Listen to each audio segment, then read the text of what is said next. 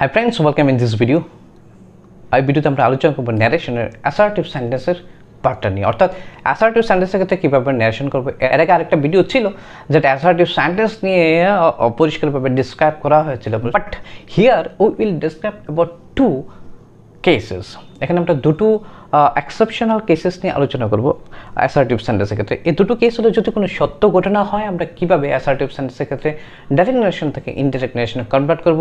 Another one is this, যদি inverted কমার ভিতরে অর্থাৎ রিপোর্টেড স্পিচে তুমি যদি could, would, should, must, might, had এগুলোকে দেখতে পাও তাহলে কিভাবে ডাইরেক্ট থেকে ইনডাইরেক্টে কনভার্ট করা যায়, রাইট? দেন কিপ ওয়াচিং, ওকে? সম্পূর্ণ ভিডিওটা দেখতে থাকো, একে একে আমরা এই জিনিসগুলো কী করছি ক্লিয়ার করছি। ওকে, দেন সি উইথ এক্সাম্পলস আমরা তাহলে দেখে নিই। ওকে, প্রথম ঘটনা দেখবো ট্রুথ, অর্থাৎ সত্য ঘটনা ক্ষেত্রে। It can be any kind of truth, it can be universal truth, it can be behavioural truth, it can be scientific truth, it can be religious truth, অর্থাৎ অভ্যাসগত সত্য হতে পারে, চিরন্তন সত্য হতে পারে, বৈজ্ঞানিক সত্য হতে পারে, ধর্মীয় সত্য হতে পারে, যে কোনো ধরনের সত্য ঘটনাই হোক না কেন। In case of assertive sentence how will do, we need to do this. একটা স্টেটমেন্টে আমি বলে রাখি, সত্য ঘটনা যখন হবে তখন রিপোর্টেড স্পিচের কোনো ধরনের পরিবর্তন হবে না as far as verb concern, অর্থাৎ ভার্বের কোনো পরিবর্তন হবে না যদি রিপোর্টেড স্পিচটা কোনো ধরনের সত্য ঘটনাকে প্রকাশ করে। In case of assertive sentence আমরা বলেছিলাম যদি রিপোর্টিং স্পিচ পাস্ট টেন্সে থাকে দেন অবভিয়াসলি রিপোর্টেড স্পিচের কি হয়, চেঞ্জ হয় ভার্বের ক্ষেত্রে।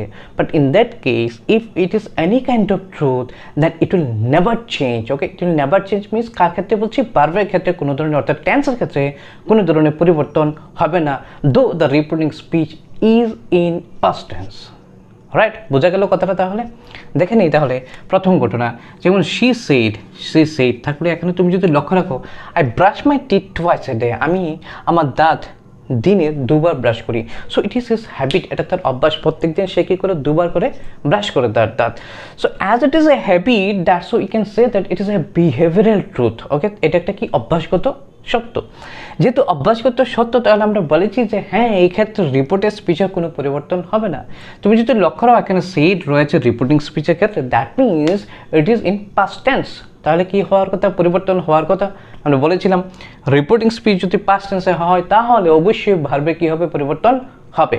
But C here as it is A truth that's why it will not change. যদি চেঞ্জ না হয় অ্যাসার্টিভ সেন্টেন্স কী দিয়ে যুক্ত করবো, দ্যাট দিয়ে। বাকি পার্টটা তাহলে সেম থাকছে। এখানে আই কাকে বোঝানো হচ্ছে, she, that's why you have to write down she. বাকি পার্টটা যেভাবে আছে এইভাবেই থাকার কথা। শি, আবার ব্রাশ মাই, আমার, সে কি আমার দাঁত ব্রাশ করবে, সে তার দাঁত ব্রাশ করতো না। So you have to write down as you written she, so her teeth twice a day, right? এতটুকু তো হওয়ার কথা। কিন্তু দেখো একটু গঠন লক্ষ্য, এখানে সেম দেখো আই রয়েছে না, I is the subject here, কিন্তু এখানে কি হলো, শি, যেহেতু আই কাকে ইন্ডিকেট করছে, শি, তাকে। তাহলে আয়ের জায়গাতে কি হলো, she is for third person and singular number. So কী করতে হচ্ছে তোমাকে, ভার্বের সাথে একটা এস কানেক্ট করতে হচ্ছে, ব্রাশেস। ওকে, এখানে একটু সাবধানতা অবলম্বন করতে হচ্ছে। Yes, it will not change as it is a truth, but still you need to consider on this, কারণ ভার্ব সাবজেক্টের সাথে এগ্রিমেন্টও মেনে চলে। যেহেতু এটা third person singular number, that's why you have to write down E S with this verb, right? চলো আরেকটা এক্সাম্পল দেখে নিই। দেখো দ্বিতীয় sentence, the teacher said 2 and 2 make 4. The teacher said 2 and 2 make 4. It is an assertive sentence. See here, full stop and there is given 2. It is subject. So assertive sentence কি দিয়ে connect হবে, that. এতটুকু লিখে নিই আমরা। The teacher said that. তাহলে 2 and 2 make 4, 2 2 4। আচ্ছা আগে কি 2 2 5 হতো? না, 2 2 4ই হতো।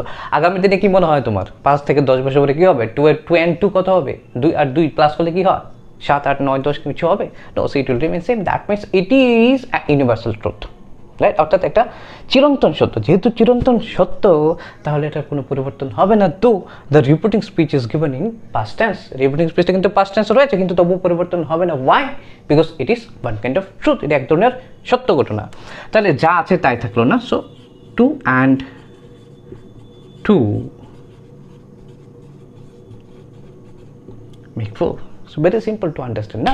তাহলে কি হচ্ছে, আমরা যে একটা প্রথাগত নিয়ম ছিল যে হ্যাঁ রিপোর্টিং স্পিচটা যদি পাস্ট টেন্সে থাকে তাহলে আমাদেরকে পরিবর্তন করতে হবে রিপোর্টিং স্পিচের ভার্ব, কিন্তু এই ক্ষেত্রে অর্থাৎ সত্য ঘটনা হলে আর কোনো ধরনের পরিবর্তন হবে না। It can be any kind of truth, it can be behavioural truth, it can be religious truth, it can be scientific truth, it can be universal truth, in any cases it will never change. But এক্ষেত্রে একটু খেয়াল রাখতে হবে এই ঘটনাগুলো অনেক সময় উঠে আসতে পারে, পার্সন চেঞ্জ হয়ে গেলো, ফার্স্ট পার্সন থেকে third person singular number, that's why ভার্বের সাথে অ্যাজ বা ইএস ছিল। Okay, so this incident you need to remember, okay, you need to concentrate on this, right? আবার দ্বিতীয় ঘটনা আমরা কি বলছিলাম, যদি ইনভার্টেড কমার ভিতর অর্থাৎ রিপোর্টেড স্পিচের ক্ষেত্রে তুমি এগুলোকে দেখতে পাও শুড, উড, হ্যাড, কুড, মাইট, তাহলে কি করা? ওকে, দেখো এখানে একটা সেন্টেন্স রয়েছে, she said I should complete this in time, I should complete this in time, should মানে উচিত অর্থে এখানে ব্যবহার করা হয়েছে। Okay, so how you will do, first of all this is an assertive sentence, right? যেহেতু assertive sentence কি দিয়ে কানেক্ট হবে, দ্যাট দিয়ে কানেক্ট হবে। So write down she said that, এখানে আই কাকে বোঝানো হয়েছে, she, so write down she said that she। এবার কি হচ্ছে এই ক্ষেত্রে, অর্থাৎ এই ওয়ার্ডগুলো যদি থাকে should, would, had, could, might, then কোনো ধরনের পরিবর্তন হবে না। Though the reporting speech also in past tense, reporting স্পিচে ভার্বটা পাস্ট টেন্সে থাকলেও এই ক্ষেত্রে, এই ধরনের ক্ষেত্রে অর্থাৎ should, would, had, could, might থাকলে রিপোর্টিং স্পিচের কোনো ধরনের পরিবর্তন যা আছে তাই থাকবে, right? That means you have to write down it in the same way, should. আমি বলেছি ভার্বের পরিবর্তন হবে না, সো এই ওয়ার্ডগুলো পরিবর্তন হবে। আমরা বলেছিলাম কতগুলো ওয়ার্ড আমাদের মনে রাখতে হবে, দিস, দ্যাট হয়, নাও কি হয়, নাও দেন হয় না, সো এগুলো এগো বিফোর হয়, এগুলো মনে রাখতে হবে। দিস কি হবে তাহলে, that in time, right? Same আরেকটা দেখে নিই আমরা। So this sentence, Ramu said I had already decided to go, এক্ষেত্রে কি রয়েছে, হ্যাড রয়েছে, কিন্তু সেম থিং, তাহলে কোনো ধরনের পরিবর্তন হবে না। আমার দেখার দরকার নেই রিপোর্টিং স্পিচ প্রেজেন্ট টেন্সে রয়েছে কি পাস্ট টেন্সে রয়েছে, because it is useless, as there is had, তাহলে কোনো ধরনের পরিবর্তন হচ্ছে না। So it will remain same, I had already decided to go, finally there is a full stop, that means it is an assertive sentence, there is subject at first, যেহেতু প্রথমে subject, সবার শেষে ফুল স্টপ, definitely কি sentence, assertive sentence, as it is an assertive sentence, so with what you will connect it, that, so write down Ramu said that, I কাকে বোঝানো হয়েছে, রামুকে, Ramu is what, boy, so he, then কোনো পরিবর্তন হচ্ছে না। had already decided to go, same থাকছে। আরেকটা জিনিস মাস্ট থাকলে কি করে, এগুলো তো বুঝে গেলাম, তাহলে শুড, উড, হ্যাড, কুড, মাইট, এগুলো থাকলে কোনো পরিবর্তন হচ্ছে না। ও আরেকটা আমি লিখতে বলেছি, অ্যানাদার ওয়ান ইজ মাস্ট থাকলেও কোনো পরিবর্তন হচ্ছে না। বাট মাস্ট থাকলে তুমি অনেক সময় কি লিখতে পারো, হ্যাড টু লিখতে পারো মাস্টের জায়গায়, ওকে, অথবা হ্যাড টু না লিখলেও হবে, মাস্ট রেখে দিলেও কোনো ধরনের প্রবলেম নেই। But if you like then you can write had to in place of must. For example, ধরো যে he said I must do this, এমন সেন্টেন্স রয়েছে, মাস্ট রয়েছে, it is an assertive sentence, full stop, that is subject, okay, assertive sentence কি দিয়ে connect হবে, that, he said that, তারপর I রয়েছে, I কাকে বোঝানো হচ্ছে, he, so he, তারপর মাস্ট তুমি মাস্টও লিখতে পারো, otherwise you can also write